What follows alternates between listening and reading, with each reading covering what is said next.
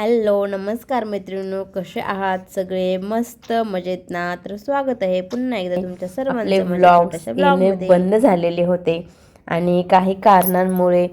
तर सगळ्यात आधी मी तुमच्या सगळ्यांची मनापासून माफी मागते, कारण खूप दिवस झाले आपले व्लॉग्स बंद झालेले होते, व्हिडिओ बंद झालेले होते.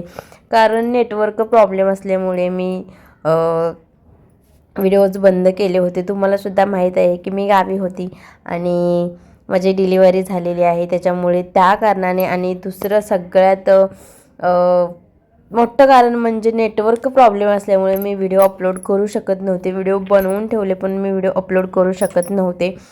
तर त्यासाठी मी तुमच्या सगळ्यांची माफी मागते आणि आतापासून आपले व्हिडिओ येत राहतील. तर तुम्ही सगळ्यांनी आधीसारखा सपोर्ट करत राहा आणि सबस्क्राईब करा नवीन असाल चॅनलला आपल्या, आणि लाईक कमेंट्स नक्की करत राहा आणि व्हिडिओ आपले कंटिन्यू करा आणि आता कंटिन्यू व्हिडिओ येत राहतील. तर बघा, आज आहे मार्गशीर्ष महिना आणि मार्गशीर्ष महिन्यातला होता सोमवार.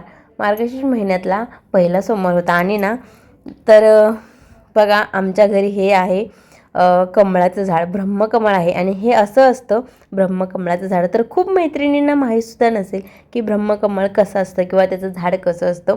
तर मी सुद्धा पाहिलेलं नव्हतं, मी सुद्धा पहिल्यांदाच पाहिलेलं आहे. तर आमच्या घरी हे लावलेलं आहे झाड आणि मस्त त्याला मार्गशीर्ष महिन्यातल्या पहिल्या सोमवारी मस्त हे शंकराचं म्हणा, देवीचं म्हणा, आवडतं फूल आहे.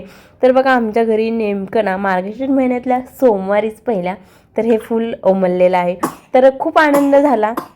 तर हे फूल उमलायला खूप असे दिवस लागतात, म्हणजे कळी एकदम छोटी येते, एकदम पानाला छोटीशी अशी कळी येते आणि ती हळूहळू अशी खूप मोठे त्याचा देठ होत जातो आणि उमलतं, म्हणजे त्याची कळी मोठी व्हायला खूप दिवस लागतात आणि एकदा फूल उमललं की ते लगेच उमलतं. तर ना हे फूल उमललेलं बघायला सुद्धा खूप नशीब लागतं असं काही जण बोलतात. तर आमच्या तर एकदम घराच्या अगदी दरवाजाच्या समोर हे झाडं मी ठेवलेलं आहे आणि तिथेच हे उमललेलं आहे. तर बोलतात की हे फूल बघितल्यावरती उमलताना बघितल्यावरती खूप नशीब असतं. जिथे हे झाड असतं तिथं माता लक्ष्मीचा वास असतो असं सुद्धा बोललं जातं. तर मग त्याच्यानंतर मग रात्रीच्या एक साधारणतः 9-9:30 वाजता हे आमच्या घराबसलं कमळाचं फूल उमललं. त्याच्यानंतर मग आम्ही रात्रीच्या 12 वाजता ह्याला मंदिरात घेऊन जाणार होतो. मग त्याच्या आधी आम्ही जायच्या आधी थोड्या आधी सोमवार होता ना, मग बरोबर आम्ही सोमवारी संध्याकाळी ह्या फुलाला घेऊन मस्त याची पूजा वगैरे केली. हे असं डायरेक्ट तोडत नाहीत, तर मस्त मग आम्ही 5 महिला वगैरे बोलवल्या आणि मस्त हळदी कुंकू वगैरे लावून या फुलाची मस्त अशी पूजा केली. तर मस्त या फुलाची पूजा वगैरे केली आणि आता आम्ही हे फूल घेऊन जाणार आहोत मंदिरात. आणि ह्याची कळीसुद्धा खूप कडक असते बरं का, तुटत नाही. तर ती एकदम छोटीशी अशी कळी, त्याने ते पूर्ण हळूहळू वाढत जातं. तर बघा मस्त अशी आम्ही पूजा वगैरे ह्या कमळाची करून घेतली आणि आता आम्ही निघालेलो आहोत मंदिरात याला घेऊन. तर बघा खूप कडक अशी कळी आहे, याची देठ खूप कडक आहे, तर तो तुटत नव्हता. तर आता हा आम्ही घेऊन निघालेलो आहोत आणि किती छान कमळ फुललेलं आहे, तुम्ही पाहू शकता. एवढं सुंदर ब्रह्मकमळ आहे आणि त्याचा सुगंध तर सगळीकडे असा खूप छान पसरलेला होता. खरंच हे खूप छान फूल आहे आणि आतमध्ये ह्या फुलाच्या आतमध्ये अशी पिंड आपल्याला दिसते आणि ते मस्त असं त्याचा सुगंधसुद्धा खूप छान येतो. त्याच्यानंतर मस्त आम्ही असं फुलाची पूजा वगैरे केलं आणि आता आम्ही आमच्या जवळच्या मंदिरात, शंकराच्या मंदिरात पिंडीला घेऊन हे फूल निघालेलो आहोत. तर बघा इथे सुद्धा आम्ही मस्त आता त्याची पूजा वगैरे करणार आहोत. त्याच्यानंतर बघा आम्ही मंदिरात पोचलेलो आहोत आणि ही आहे पिंड. तर हे सगळ्यात विशेष म्हणजे आधीसुद्धा ह्या ब्रह्मकमळाला फूल आलेलं होतं श्रावणमध्ये बरोबर, आणि आतासुद्धा बरोबर मार्गशीर्ष आहे आणि सोमवार आहे आणि मार्गशीर्ष महिन्यातला पहिला सोमवार आहे आणि त्याच दिवशी बरोबर बघा फूल उमललेलं आहे. आणि हा शंकराचा वारच असतो, महादेवाचा सोमवार. तर बरोबर त्याच दिवशी आम्ही मंदिरात हे फूल घेऊन गेलेलो आहोत. मस्त आता इथे सुद्धा फुलाची पूजा केली आणि आपल्या पिंडीची सुद्धा पूजा करून घेतली आणि आता हे फूल आम्ही महादेवांना अर्पण करणार आहोत. तर मस्त मी सुद्धा गेलेली होती मंदिरात.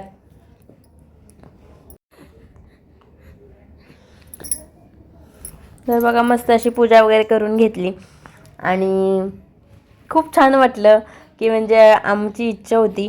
आणि त्याच्यानंतर बघा मस्त असे सगळ्यांनी त्या फुलाला हात लावला आणि सगळ्यांनी मिळून मस्त ते फूल मग देवाला घातलं. त्याच्यानंतर बघा दुसऱ्या दिवशीसुद्धा आमच्या झाडाला अजून एक फूल आलं होतं. तर 2 दिवस मस्त 2 अशी फुलं आलेली होती. तर मग बघा आमची खूप इच्छा होती की 2 फुलं यावीत आणि सोबत यावीत, म्हणजे एक महादेवाला आणि आमच्या तिथेच एक देवीसुद्धा आहे आमची बोलाई देवी म्हणून. तर ते देवीलासुद्धा घालता यावं, 2 दिवस 2 यावी. तर नेमकं बघा सोमवारी महादेवाचा वार असतो, तर सोमवारी मस्त बरोबर हे फुल आलं. तर त्या दिवशी बरोबर आम्ही शंकराच्या मंदिरात नेऊन, महादेवाच्या मंदिरात नेऊन बरोबर आम्ही पिंडीवरती ते वाहिलं. आणि दुसऱ्या दिवशी बरोबर मंगळवार होता आणि मंगळवारी आमची खूप इच्छा होती की मंगळवारी बरोबर ते फुल यावं आणि 2 यावेत आणि सेम तसंच झालं बघा. तर दुसऱ्या दिवशी मंगळवार होता आणि दुसऱ्या दिवशी ते नेमकं फुल उमललं होतं मंगळवारचं. तर तिथेच या देवीचं सुद्धा मंदिर आहे. तर जाता जाता बोललो की आलोय मंदिरात, तर या देवीच्या सुद्धा पाया पडून जावं. तर मस्त इथे सुद्धा मग हळदी कुंकू वगैरे वाहिलं, या सुद्धा देवीच्या पाया पडलो आणि आम्ही 12च्या आतमध्ये ते फूल देवाला घातलं.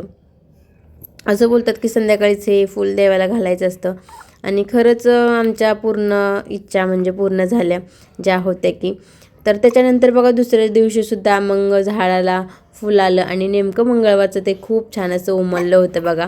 आणि हे सुद्धा फुल उमललं. मग आम्ही बरोबर 11:45ला ह्या फुलाची जी कळी आहे त्याची पूजा वगैरे केली आणि आम्ही मंदिरात गेलो. तर ही आहे आमच्या तिथलीच तर आज आहे मंगळवार आणि बघा मंगळवारी हा देवीचाच वार असतो आणि ही आहे बोलाई माताचं मंदिर. तर आम्हाला बोलाई देवी आहे. तर बघा मग ते मस्त फुल असं उमललं आणि हे फुलसुद्धा आम्ही बघा घेऊन मंदिरात गेलेलो आहोत. मस्त अशी फुलाची पूजा केली, देवीची पूजा केली आणि त्याच्यानंतर मग हे सुद्धा फुल आम्ही दुसऱ्या दिवशी देवीला अर्पण केलं. तर अशा प्रकारे आम्ही 2 दिवस ज्या आमच्या 2 इच्छा होत्या की 2 फुलं यावीत आणि 2 देवांना घालावीत, तर नेमकी ती बघा 2 फुलं आली आणि मस्त असं आम्ही हे ब्रह्मकमळ देवीच्या हातात दिलं आणि खूप छान वाटलं. तिथे मस्त प्रसन्नतेने देवीच्या पाया वगैरे पडलो. तर अशा 2 दिवस आम्ही 2 ब्रह्मकमळ रात्रीच्या 12 वाजता जाऊन देवीला घातले. तर अशा प्रकारे हा आजचा व्लॉग होता. तर तुम्हाला सुद्धा हा व्लॉग कसा वाटला मला कमेंट्स करून नक्की सांगायचं आहे. आणि जेव्हा हे फुल देवीच्या हातावरती ठेवलं त्याला जास्त शोभा आली बघा. आणि हे आपल्या महालक्ष्मी मातेचं किंवा देवी सर्व एकच येतात, त्यांचं आवडतं फूल असल्यामुळे ते अधिकच देवीच्या हातात शोभून दिसतं.